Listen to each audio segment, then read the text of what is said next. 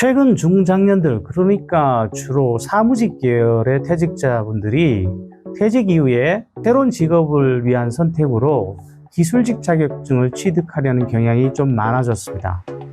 일종의 트렌드라고 봐야 할 것 같은데요. 그런데 이거 괜찮은 선택일까요? 직업 현장에서 일하는 컨설턴트로서 이 부분에 대해서 생각을 한번 정리해 봤습니다. 만약 여러분께서 퇴직 후에 기술직 자격증을 따고 재취업을 원하고 계신다면 한번 같이 살펴보시죠.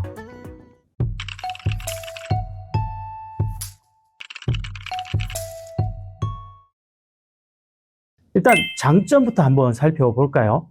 기본적으로 기술직 자격증을 따는 것은 상대적으로 우리가 흔히 아는 일반적 사무관리 쪽보다는 기술직 현장 쪽이 일자리가 더 많다라는 인식이 깔려 있습니다. 기본적으로 이거는 맞는 선택인 것 같습니다. 당연히 지금 상황에서 특히 중장년이 일반적 관리직으로 움직인다는 것은 분명히 쉬운 선택지가 아니죠. 그런 선택지들은 AI의 영향까지 더해지면서 점점 더 줄어들 가능성이 높아지고 있습니다. 두 번째로는 대체로 기술 계열 자격증들은 시간이 갈수록 경력의 가치가 올라간다는 것입니다. 물론 그건 현장에서 일을 한다라는 전제 하에서겠지만요. 그리고 현장에서 일을 하시면서 경력이 쌓이면 또 자격증의 업그레이드라는 전략을 구사할 수도 있습니다. 예를 들면 전기기능사를 땄던 사람이 실무 경력을 거쳐서 전기기사를 따게 되면 훨씬 그 사람의 몸값은 올라갈 가능성이 크다라는 것이죠.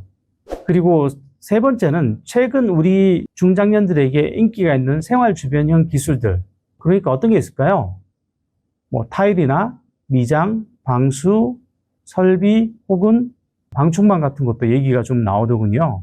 이런 것들이 아무래도 AI의 영향을 상대적으로 훨씬 덜 받을 수 있다는 측면에서는 분명히 나쁘지 않은 선택으로 볼 수 있을 것 같습니다.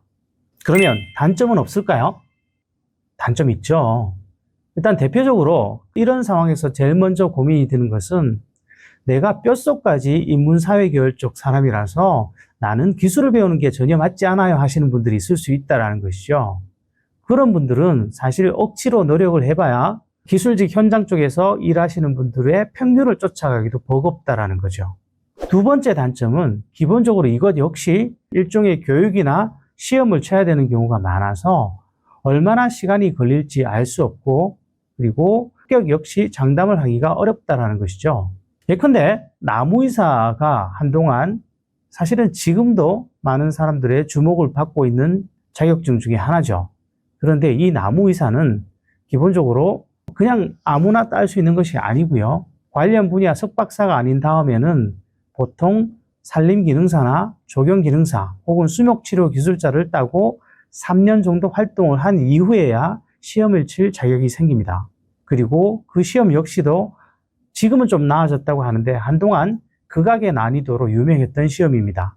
그러다 보니까 이런 과정들이 겹쳐지면 개인에게 과연 특히 오랜 기간 공부를 하지 않았던 중장년에게 충분히 의미 있는 선택이 될지는 좀 조심스럽다는 것이죠. 그리고 세 번째는 우리가 시장에서 이건 트렌드야 라고 느끼는 순간 이미 상당한 그런 흐름이 진행됐다는 것인데 그렇다면 이쪽 분야에서도 결국 수많은 중장년들이 기술직 현장 쪽으로 재진입을 하고 있는 상황이라고 봐야 할 것 같은데 그러면 그런 쪽에서도 또한 경쟁이 심해지고 포화 상태에 이르는 문제가 발생하지 않겠냐라는 것이죠. 당연히 그런 부분은 또 발생을 하게 될 겁니다. 자, 그러면 결론적으로 중장년이 트렌드처럼 따라가고 있는 기술직 자격증 취득 이거 지금은 유효한가라는 고민이 남는데요. 저는 1차적으로 의견을 좀 말씀드리자면 아직은 여전히 좀 유효하다는 생각을 하고 있습니다. 이걸 트렌드라고 느끼는 것은 현재 이쪽 분야에서 일하고 있는 주변의 일부분들에게서 들은 얘기이기도 하고 저 역시 느끼고 있는 부분이기도 한데요. 현장에서 예민하게 이런 부분들을 부딪히고 있는 사람이다 보니까 조금 더 먼저 느낀 것일 수도 있을 것 같습니다. 그렇다라는 것은 한동안은 시장 상황이 이어질 수도 있다라는 것이죠. 다만 여러분들이 언제가 됐건 내가 기술직 자격증을 따고 시장에 진입을 노리신다라면 반드시 그런 준비를 시작하기 전에 시장 상황은 체크를 해 주셨으면 좋겠습니다. 만약 그렇지 않고 시장이 대단히 격화되고 있는 상황에 들어왔다. 그래서 내가 자격증을 따고 뭔가를 하는데도 결과를 내지 못한다. 이럴 때는 돈과 시간 그리고 내 노력을 낭비한 것이 될 수 있으니까요. 그리고 앞에서 제가 성향 문제를 말씀드렸죠. 어떤 분들은 성향이 맞지 않아도 참고 일하실 수 있는 분들이 있어요. 그리고 또 어떤 분들은 성향이 맞지 않으면 도저히 그것에 집중을 하지 못하는 경우도 있을 수 있다는 거죠.